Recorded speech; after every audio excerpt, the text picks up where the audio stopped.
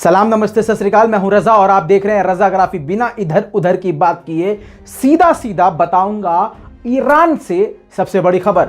और इस रिपोर्ट में एक खबर नहीं है, कई सारी अपडेट हैं। यानी ईरान की जितनी भी अपडेट हैं वो इसी रिपोर्ट में दे रहा हूं। लिहाजा इस वीडियो रिपोर्ट को पूरा देखिएगा और चैनल को सब्सक्राइब जरूर कर लीजिएगा। तो दोस्तों चलिए शुरू करते हैं। दोस्तों जैसे कि आप जानते हैं कि ईरान और अमेरिका के इस वक्त हालात ऐसे हैं कि कभी भी जंग हो सकती है। डोनाल्ड ट्रंप की यही कोशिश है कि किसी भी तरह से जंग हो जाए, जंग छिड़ जाए। इस बीच में जहां अमेरिका ये चाह रहा था कि जंग हो जाए, वहीं पर पिछले 2 हफ्तों से लगातार ईरान अपना शक्ति प्रदर्शन कर रहा है, अपनी ताकत को दुनिया के सामने रख रहा है, जिसके बाद से कई ऐसी चीजें दुनिया को उसने दिखाई हैं। जैसे ईरान का सबसे बड़ा वॉरशिप, जमीन के अंदर बसा हुआ मिसाइल सिटी। इसके अलावा अभी हाल में ही उसने और भी नए मिसाइल और रॉकेटों का उद्घाटन यानी उसका टेस्ट किया है, जिसके बाद से अमेरिका के सुर में थोड़ी सी कमी आई है।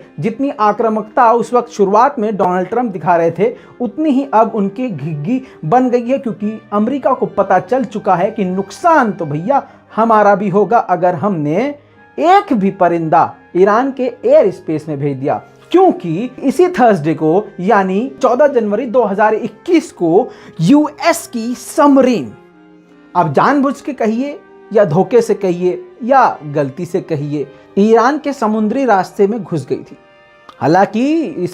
हालांकि विशेषज्ञों का कहना यह है कि ऐसी गलती अमेरिका नहीं कर सकता, यह जरूर कोई चाल थी। लेकिन कुछ ही सेकंड में ईरान की नेवी ने पता लगा लिया कि हमारी समुद्री रास्ते में एक अमेरिकी सबमरीन मौजूद है। तुरंत उसको चेतावनी दी गई कि बहुत कम समय में तुमको तबाह कर दिया जाएगा अगर तुम हमारे पानी के रास्ते से वापस नहीं निकले। वार्निंग देने के बाद दुम दबा के यूएस की सबमरीन निकल गई।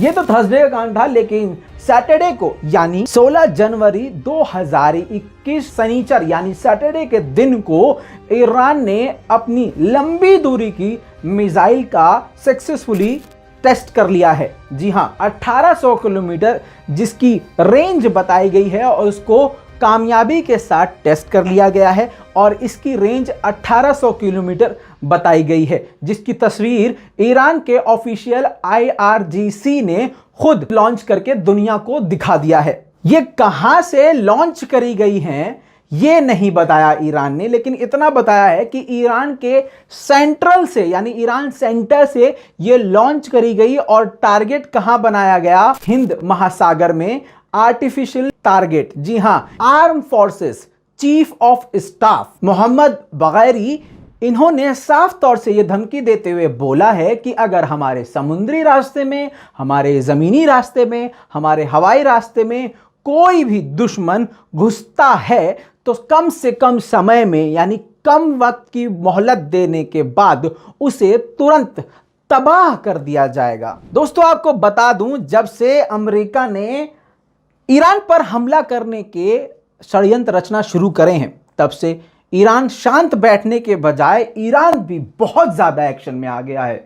अब देख लीजिए, IRGC के कमांडर हुसैन सलामी ने भी एक बहुत बड़ा बयान दिया है। उन्होंने अपने बयान में कहा कि हमारे सबसे बड़े मकसद में एक बड़ा मकसद यह था कि हम यानी ईरान दूसरे यानी दुश्मन देशों के युद्धपोत को पल भर में खत्म कर सकें, जो कि अब हम कर सकते हैं। हमने वो शक्ति हासिल कर ली है। दोस्तों अब जरा कमर को बांधिए और आपके दिल को दहला देने वाले और आपके जिस्म के रोंगटे खड़े कर देने वाली एक बयान बताने वाला हूं।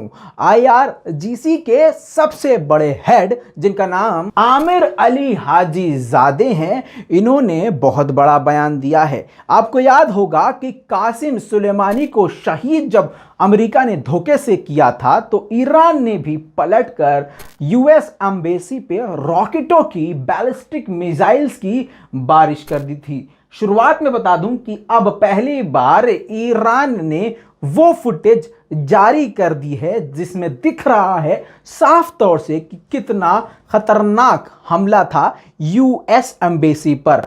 और जनरल आमिर अली हाजीजादे का यह कहना है कि हमने उस वक्त कासिम सुलेमानी का बदला लेने के लिए यूएस एयरबेस और एम्बेसी दो जगह पर मिसाइल दाग दी थी। कितनी? 18 मिसाइल, 18 मिसाइल दाग दी थी। इसी के साथ जर्नल ने बताया कि दाग तो हमने दी थी 18 मिसाइल और हमने बैकअप में 400 मिसाइल तैयार रखी थी अगले हमले के लिए, और हम ऐसा हमला कर दे। अमेरिका उस वक्त पूरी तरह से रेड अलर्ट पे था, हर तरह से सक्रिय था अपने हथियारों के साथ, और उस वक्त भी हमने हमला किया और उसके बाद दोबारा हम हमला कर सकते थे, और ऐसा हमला करते कि शायद अमेरिका इतनी जल्दी रिकवर नहीं हो पाता और जिस जगह पर हम हमला करते वो जगह तबाह और बर्बाद हो जाती। लेकिन अगर हम ऐसा करते तो दुनिया में सबसे बड़ी जंग छिड़ जाती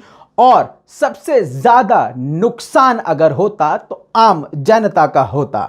लेकिन इसका मतलब यह नहीं है कि अमेरिका हम पर हमला करेगा तो हम खामोश बैठे रहेंगे। दोस्तों, अब आपको एक और जानकारी दे दूं जो कि अब खुद ईरान के जर्नल ने बताया पहली बार मीडिया के सामने, वो भी ईरानी मीडिया के सामने। उन्होंने कहा है कि जब हमें इराक में मौजूद अमेरिकी हवाई अड्डे और अमेरिकी एम्बेसी पे हमला करना था तो हमने इराक के प्रधानमंत्री को, प्रेसिडेंट को बताया ही नहीं था।